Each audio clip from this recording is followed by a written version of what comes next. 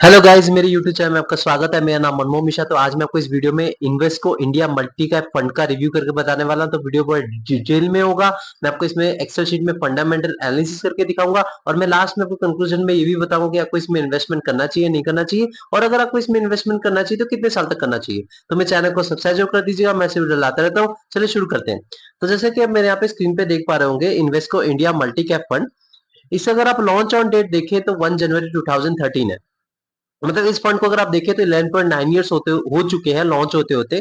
और इसका category return देखिए 11.9 इयर्स में तो 17.27% तक का रिटर्न है। लेकिन इस फंड का अगर आप रिटर्न देखिए 11.9 इयर्स में तो 19.98% तक का रिटर्न है, मतलब 20% तक का रिटर्न है। मतलब इसने अपने कैटेगरी को कम से कम 2.5% से बीट कर रखा है, जो कि बहुत ही बड़ा डिफरेंस है और बहुत ही अच्छा खासा डिफरेंस है। तो मेरा यहाँ पे एक पॉजिटिव फीडबैक रहेगा। देखिए, कैटेगरी बीटिंग रिटर्न होना जरूरी होता है, उसी से आपको पता चलता है कि ये पर्टिकुलर फंड अच्छा है या बुरा है। तो यहाँ पे पहला जो पॉइंट है वो मैं आपको पॉजिटिव फीडबैक इसको दूंगा। अब यहाँ पे मान लीजिए आपने 10 साल तक इन्वेस्टमेंट किया होता है, 1000 रुपए आपने इन्वेस्टमेंट किया होता है हर महीने कंटिन्यूअसली 10 साल तक। तो आपका 1,20,000 रुपीज तक का डिपॉजिट था, 1.2 लाख। और आपका 1.2 लाख कन्वर्ट होके बन गया होता है 3.2 लाख रुपीज में। मतलब आपका जो पैसा है लगभग 3 गुना के आसपास बन गया है। आप देख पा रहे हैं कि मतलब इन्वेस्टमेंट की ताकत क्या होती है, वो भी 10 साल में। और मान लीजिए आपने यहाँ पे ना इन्वेस्टमेंट करके आपने गोल्ड में इन्वेस्टमेंट किया था, तो आपका जो अमाउंट डिपॉजिट होता है वो 1.2 लाख रुपीज, और आपको 1.2 लाख रुपीज कन्वर्ट होकर बन गया था 2.14 लाख रुपीज में। मतलब आपको जो पैसा है यहाँ पे डबल से भी थोड़ा कम है। तो अब जैसा कि देख पा रहे हो 2.14 लाख रुपीज तक है।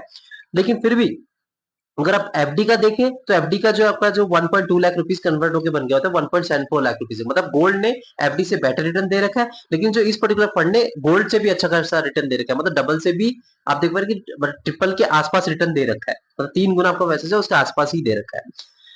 तो आप यहाँ से इन्वेस्टमेंट की ताकत देख पा रहे हो कि मतलब इन्वेस्टमेंट करना क्यों जरूरी हो जाता है। तो यहाँ पे रिटर्न वर्सेस कैटेगरी की बात करें तो यहाँ पे कैटेगरी से अबव एवरेज रिटर्न है, मतलब कैटेगरी से ज्यादा रिटर्न है।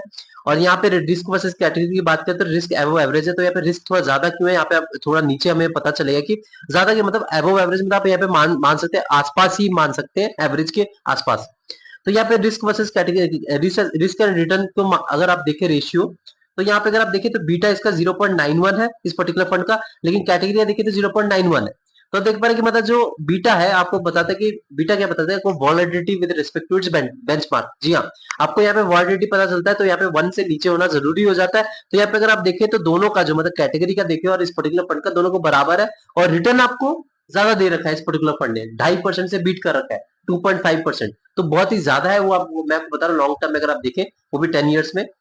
तो स्टैंडर्ड डिविएशन की बात करें तो स्टैंडर्ड डिविएशन आपको बताता है कि मतलब जो आपका जो एवरेज रिटर्न है उससे कितना प्लस जा सकता है उससे कितना माइनस जा सकता है। तो यहाँ पे अगर जितना कम होता है उससे अच्छा खासा माना जाता है। तो इस पर्टिकुलर फंड का 14.44 है और कैटेगरी का देखा जाए तो 14.56 है, मतलब आसपास ही है दोनों। तो यहाँ पे देखा जाए रिस्क के मामले में तो आप मान सकते हैं कि एवरेज है, मतलब मान सकते हैं कि कैटेगरी के बराबर ही है लगभग रिस्क। और रिटर्न इन्होंने अपने कैटेगरी से ज्यादा दे रखे हैं, कैटेगरी बीटिंग रिटर्न है। तो मैं यहाँ पे एकदम पॉजिटिव फीडबैक दूंगा।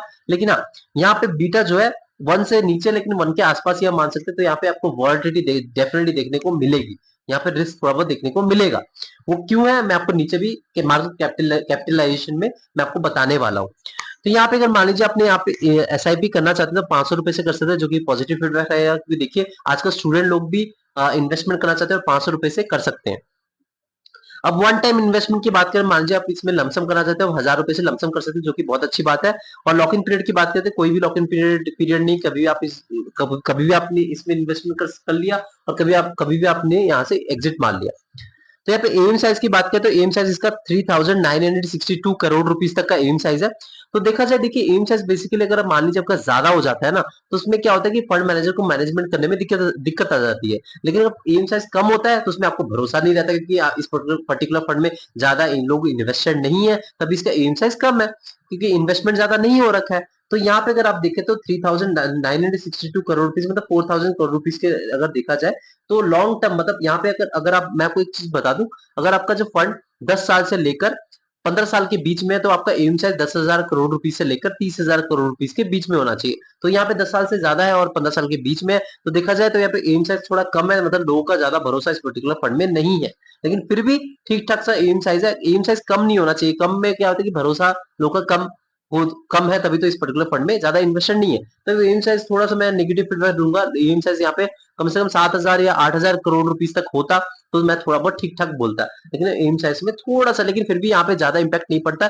बस ये बताता है कि यहाँ पे ज्यादातर लोग इन्वेस्टमेंट नहीं कर रहे हैं, कोई दूसरा मल्टी कैप म्यूचुअल फंड को चूज कर रहे हैं। तो यहाँ पे एक्सपेंस रेशियो की बात करते हैं, यहाँ पे 0.66% है। देखिए एक्सपेंस रेशियो बेसिस क्या होता है, आपका देखिए आप तो दिमाग लगा नहीं रहे हैं, दिमाग लगाने वाला आपका फंड मैनेजर है, वही दिमाग लगा के आपका इन्वेस्टमेंट करके आपको रिटर्न दिलवा रहे हैं। तो यहाँ पे 1% से नीचे होना जरूरी होता है। तो यहाँ पे अगर आप देखें तो 0.66% एक अच्छा खासा एक्सपेंस रेशियो है, जो 1% से नीचे है, क्योंकि देखिए लॉन्ग टर्म में 1% बहुत बड़ा डिफरेंस बन जाता है, लाखों करोड़ों का डिफरेंस बन जाता है। तो यहाँ पे कम है, तो डेफिनेटली मैं यहाँ पे एक्सपेंस रेशियो के मामले में पॉजिटिव फीडबैक दूंगा।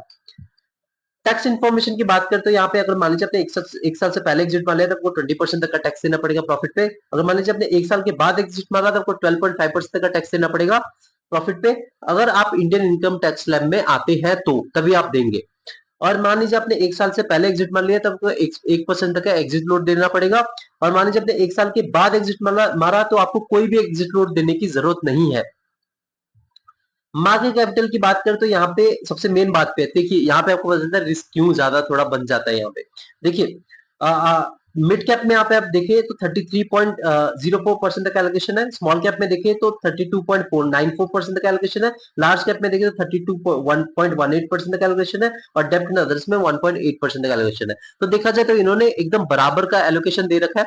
तो देखिए मैंने आपको हर एक वीडियो में बता रखा है, जो बेसिकली अगर आप देखें तो जो मल्टी कैप होते हैं उनमें आपका 25% तक का allocation mid cap, small cap, large cap में होना जरूरी हो जाता है। तो यहाँ पे अगर आप देखें तो इन्होंने बराबरी का इन्होंने एलोकेशन कर रखा है तीनों में, 33% तक का एलोकेशन तीनों में डिवाइड बाय 3 कर दिया है, और बराबर का एलोकेशन कर रखा है, तभी आप देख रहे हैं तीनों में। तो यहाँ पे रिस्क जो बन जाता है, मतलब आप देखिए तो 67% तक का मिड कैप और स्मॉल कैप फंड में इन्वेस्टमेंट हो रखा है, जो कि बहुत ज्यादा रिस्की बन जाता है। इसीलिए यहाँ पे आप देख पा रहे हैं कि जो बीटा है वो आपका 0.91 का बीटा बन रखा है इस पर्टिकुलर फंड का। तो यहाँ पे आप रिस्क देख पा रहे हैं, यहाँ पे आपको वॉलेटिलिटी देखने को डेफिनेटली मिलेगी, और आपको 20% तक का रिटर्न मिलता है लॉन्ग टर्म में।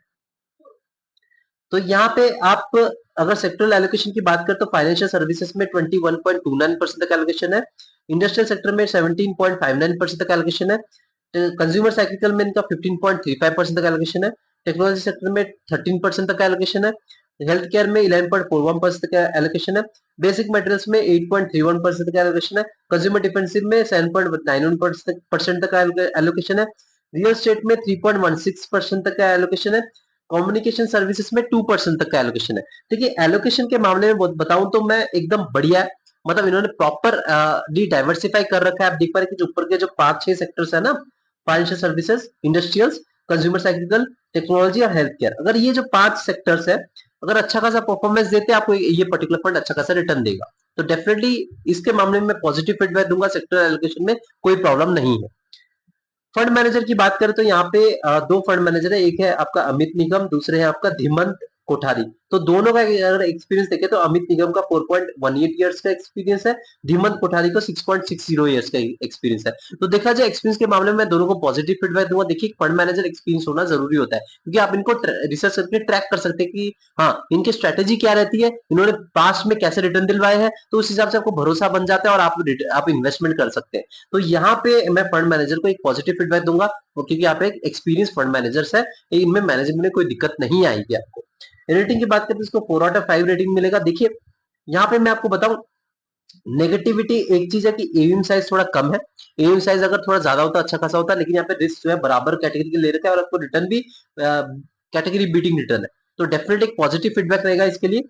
और ओवरऑल देखा जाए एम साइज थोड़ा अच्छा खासा रहता है, तो आपको भी भरोसा रहता है कि हाँ लोग ज्यादा भरोसा कर रहे हैं तभी मैं यहाँ पे इन्वेस्टमेंट कर सकता हूं। लेकिन लोगों का अभी भी ज्यादा इस पर्टिकुलर फंड में भरोसा नहीं आ पाया है। लेकिन फिर भी डरने की बात नहीं है, कोई यहाँ पे सेबी ऑथराइज्ड है, तो सेबी ऑथराइज्ड है तो आप यहाँ पे कोई डरने की बात नहीं है। तो यहाँ पे देखा जाए, यहाँ पे मार्केट कैपिटल अगर देखा जाए तो थोड़ा सा और मतलब स्मॉल कैप और मिड कैप में कम एलोकेशन करके लार्ज कैप पे थोड़ा और ज्यादा एलोकेशन कर सकते थे, तो रिस्क थोड़ा कम हो सकता था, और यहाँ पे रिटर्न थोड़ा सा कम भी कर सकते थे। कोई ऐसी बात नहीं कि आपको वॉलेटिलिटी भी थोड़ा कम देखने को मिल सकता था, लेकिन उन्होंने वॉलेटिलिटी के साथ कॉम्प्रोमाइज करके रिटर्न थोड़ा ज्यादा दिलवाया, तभी आप देख पा रहे कैटेगरी बीटिंग रिटर्न आपको देखने को मिला है, वो भी 2.5% से बीट कर रखा है। तो यहाँ पे ओवरऑल देखा जाए आप इसमें इन्वेस्टमेंट कर सकते हो, डेफिनेटली आप कर सकते हैं, लेकिन आपका टाइम फ्रेम मिनिमम 7 से 10 साल होना चाहिए, क्योंकि ये एक रिस्की फंड है। यहाँ पे आपका स्मॉल कैप और मिड कैप में 67% तक का एलोकेशन हो रखा है, जो कि बहुत ज्यादा रिस्क बन जाता है, और बाकी के 33% जो आपका लार्ज कैप में एलोकेशन है। तो डेफिनेटली यहाँ पे आपका रिस्क बना रहता है। तो आप अगर टाइम फ्रेम 7 साल तक है तो डेफिनेटली इस पर्टिकुलर फंड में इन्वेस्टमेंट कर सकते हैं। लेकिन आप कोई दूसरे मल्टी कैप के भी म्यूचुअल फंड के बारे में रिसर्च कर सकते हैं, फ्लेक्सी कैप के म्यूचुअल फंड के बारे में रिसर्च कर सकते हैं, जैसे पराग पारिक फ्लेक्सी कैप हो गया। तो उनके बारे में रिसर्च करके इन्वेस्टमेंट करिए, इनकी मैंने बोल दिया आपने जाके भाग के इन्वेस्टमेंट इन्वेस्टमेंट कर दिया। तो मेरे चैनल को सब्सक्राइब जरूर कर दीजिएगा। मैं चैनल बताता हूँ। Thank you.